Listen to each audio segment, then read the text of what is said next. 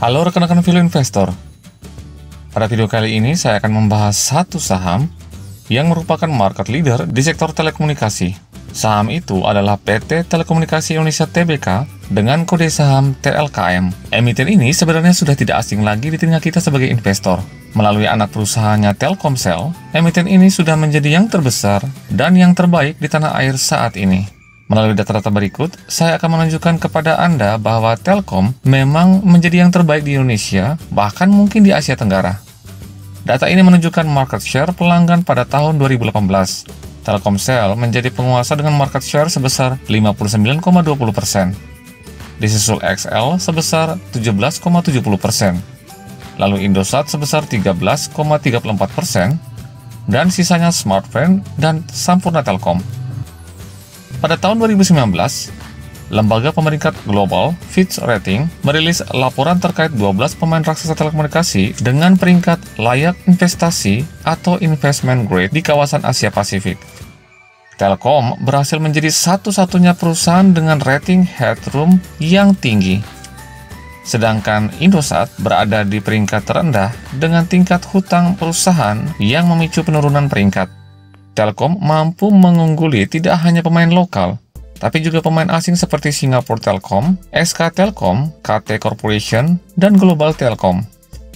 Sebagai informasi, rating headroom mengukur seberapa banyak ruang yang dimiliki perusahaan sebelum akhirnya mencapai titik penurunan peringkat hutang. Jadi, semakin tinggi rating headroom, semakin kecil peluang penurunan peringkat hutang perusahaan. Ini menunjukkan bahwa Telkom sebenarnya adalah wonderful company. Tapi, kenapa pergerakan sahamnya terlihat tidak terlalu bagus? Bergerak di situ-situ saja. Bahkan harganya pada saat video ini dibuat pada tanggal 30 September sudah hampir sama dengan harga pada 5 tahun yang lalu yang sebesar 2.600-an. Apakah ini sebuah sinyal kita harus menghindari saham ini? Atau bahkan ini bisa menjadi sebuah peluang untuk mendapatkan saham bagus pada harga diskon? Untuk menjawab ini, mari saya ajak Anda untuk melihat kinerjanya dalam 5 tahun terakhir, terutama pada kuartal kedua 2020 ini, di mana ini merupakan kuartal terberat mungkin dalam 10 tahun terakhir. Saya juga akan memperlihatkan kepada Anda kenapa asing terus-menerus keluar dari saham ini.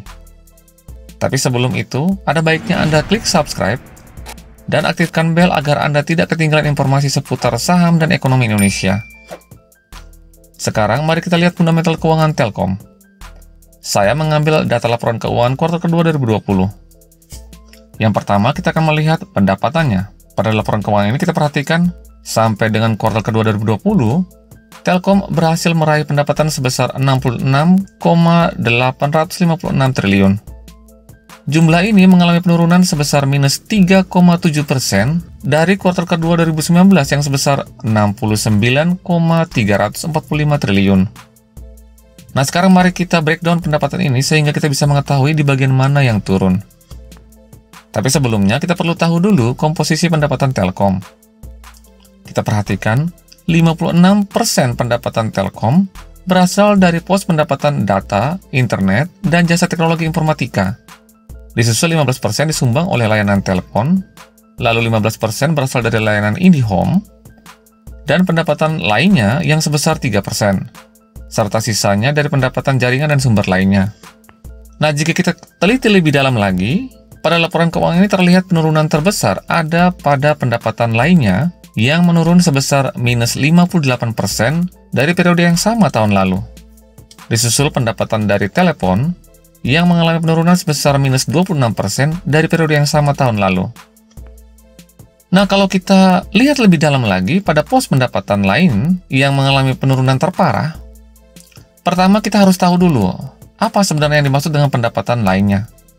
Berdasarkan keterangan dalam laporan keuangannya, di sini jelas dikatakan bahwa pendapatan lainnya berasal dari pendapatan dari penjualan peripheral atau perangkat telekomunikasi lainnya yang diakui pada saat penyerahan kepada pelanggan. Pendapatan sewa menara telekomunikasi yang diakui sebagai pendapatan dasar dari garis lurus selama masa sewa sesuai kesepakatan dengan pelanggan. Pendapatan jasa lainnya diakui pada saat diserahkan kepada pelanggan. Nah, ini artinya pendapatan ini hanya bersifat sementara, Artinya, bukan bisnis inti dan pendapatan yang bisa dihasilkan berulang oleh Telkom. Jadi, jika hari ini dapat, besok belum tentu. Nah, kita harus cermat membaca laporan keuangan seperti ini. Sama halnya dengan Unilever pada tahun 2018, memperoleh peningkatan laba bersih yang melesat sebesar 30%. Padahal, laba Unilever bisa sebesar ini hanya karena penjualan lini bisnis spreadnya. Jadi, jika hasil dari penjualan lini bisnis ini dikeluarkan, maka laba Unilever memang tetap mengalami pertumbuhan, tapi tidak sebesar itu. Dan dampaknya, dalam laporan keuangan pada tahun 2019, terlihat laporan keuangannya atau kinerjanya menurun drastis. Padahal, hal ini dikarenakan sudah tidak adanya lagi pendapatan dari penjualan lini bisnis spread-nya atau lini bisnis lainnya. Maka tidak relevan jika kita sebagai value investor ikut memperhitungkan pendapatan yang sifatnya sesekali saja seperti ini. Hal yang menggembirakan kita bisa lihat justru bisnis masa depan Telkom, yaitu bisnis data internet, mengalami peningkatan sebesar 3%. Dan bisnis masa depan lainnya, layanan IndiHome, meningkat sebesar 19%. Bahkan secara keseluruhan pada semester pertama 2020, bisnis IndiHome melanjutkan momentum baiknya dengan pertumbuhan pendapatan sebesar 19,1% year on year, yang didukung oleh pertumbuhan pengguna baru dan add-ons. Nah, terkait dengan ladang emasnya Telkom, yaitu Telkomsel, bisnis digital Telkomsel tumbuh 13,5% year on year, dan menumbuhkan kontribusinya terhadap pendapatan sebesar 72,4% dari 62,2% pada tahun lalu. Baik IndiHome maupun bisnis digital Telkomsel saat ini menjadi mesin pendorong pertumbuhan pendapatan bagi perseroan, khususnya di masa pandemi COVID-19 ini. Banyak masyarakat mulai memasang IndiHome di rumahnya karena lebih hemat untuk pemakaian data pada saat harus work from home dan study from home. Di samping itu, adanya layanan bundling UCTV dan telepon rumah membuat layanan ini sangat menarik saat ini.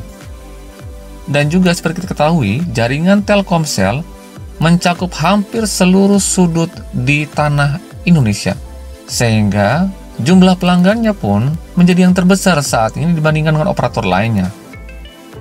Berikutnya kita akan melihat laba bersih dan ekuitasnya. Pada laporan keuangan ini kita perhatikan laba bersih Telkom pada kuartal kedua 2020 sebesar 15,491 triliun. Jumlah ini mengalami kenaikan tipis sebesar 0,2% dibandingkan dengan kuartal kedua 2019 yang sebelumnya sebesar 15,449 triliun. Sedangkan ekuitasnya pada kuartal kedua 2020 sebesar 110,285 triliun. Jumlah ini mengalami penurunan sebesar minus 6% dibandingkan dengan kuartal keempat tahun 2019 yang sebesar 117,250 triliun. Berikutnya kita akan lihat nilai hutangnya dibandingkan dengan ekuitasnya. Pada laporan keuangan ini kita perhatikan nilai hutang Telkom sampai dengan kuartal kedua 2020 sebesar 136,66 triliun. Naik dibandingkan dengan kuartal keempat tahun 2019 yang sebesar 103,958 triliun.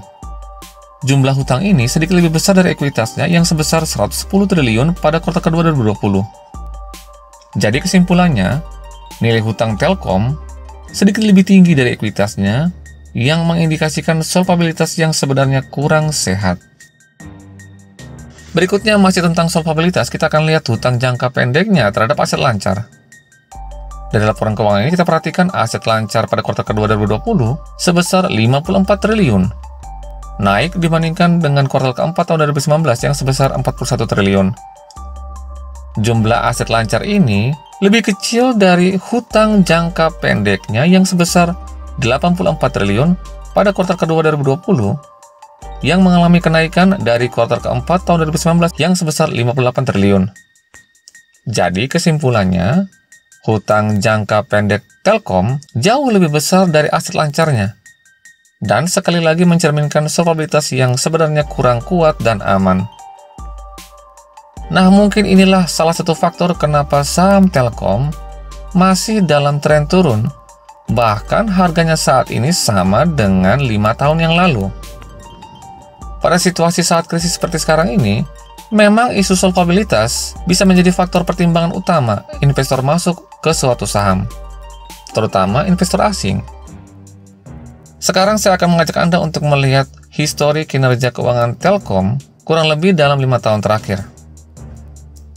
Pada grafik ini terlihat pendapatan Telkom mengalami pertumbuhan yang baik selama 5 tahun terakhir ini. Sedangkan untuk laba bersihnya terlihat dalam tren yang tidak terlalu stabil.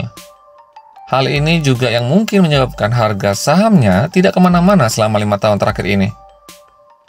Bisnis telekomunikasi masih dihadapkan pada persoalan perang harga.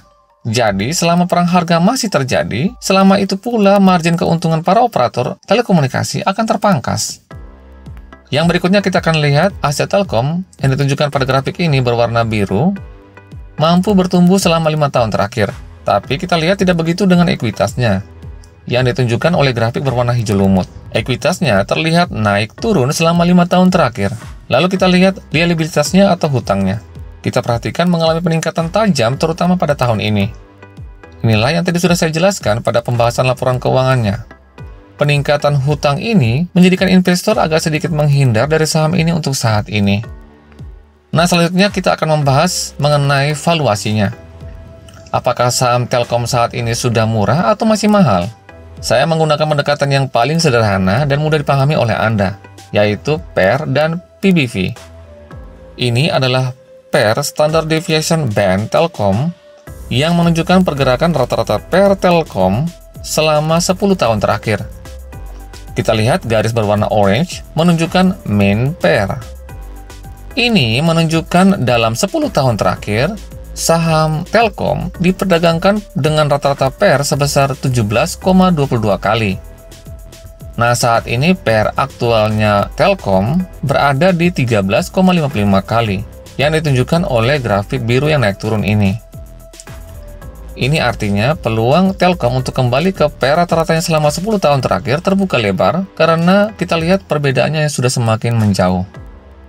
Selanjutnya, ini adalah PBV Standard Deviation Band Telkom yang menunjukkan pergerakan rata-rata PBV Telkom selama 10 tahun terakhir. Kita lihat garis berwarna orange menunjukkan mean PBV. Ini menunjukkan bahwa dalam 10 tahun terakhir, saham Telkom diperdagangkan dengan rata-rata PBV sebesar 4,03 kali. Nah, saat ini PBV aktualnya Telkom berada di kisaran 2,62 kali yang ditunjukkan oleh grafik biru yang naik turun seperti ini. Nah, kalau PBV ini kita bisa cari harga wajarnya dengan cara seperti ini. Jika kita yakin bahwa harga saham Telkom akan kembali ke mean PBV-nya, berarti kita bisa hitung target harganya sebesar PBV dikalikan dengan book value-nya. Nah, book value kita bisa ambil di RTI. Di sini kita perhatikan book value-nya sebesar 968. Jadi kita bisa hitung seperti ini. Mean PBV sebesar 4,03 dikalikan 968 sama dengan 3.900. Jadi harga wajar saham Telkom berdasarkan dengan mean PBV-nya harusnya sebesar 3.900 per lembar saham. Ini artinya peluang cuan besar sekali, di mana pada saat video ini dibuat, harga saham Telkom sudah amblas, yaitu sebesar 2.540 per lembar saham. Potensi cuan yang bisa kita dapat dari target harga wajar ini adalah sebesar 53%. Nah, itu semua rangkaian analisa fundamental dan kondisi terakhir dari Telkom. Saya pribadi menilai Telkom masih tetap merupakan wonderful company. Dan bisa jadi ini adalah pilihan satu-satunya yang paling realistis saat ini dibandingkan dengan pemain lainnya di sektor ini. Terlepas dari tren sahamnya yang masih turun, tapi jika kita mau masuk di saham ini dengan tujuan jangka panjang, maka saya bisa pastikan keputusan Anda sudah tepat. Selanjutnya saya serahkan kepada Anda masing-masing untuk menilai lebih lanjut atau dengan sudut pandang yang berbeda. Yang pasti, disclaimer on, jangan Anda membeli saham hanya karena Anda menonton video ini. Pastikan Anda sudah mempunyai pertimbangan yang rasional dan yang paling realistis sesuai dengan standar profil risiko yang Anda bisa terima. Sekian dan terima kasih. Salam Value Investor.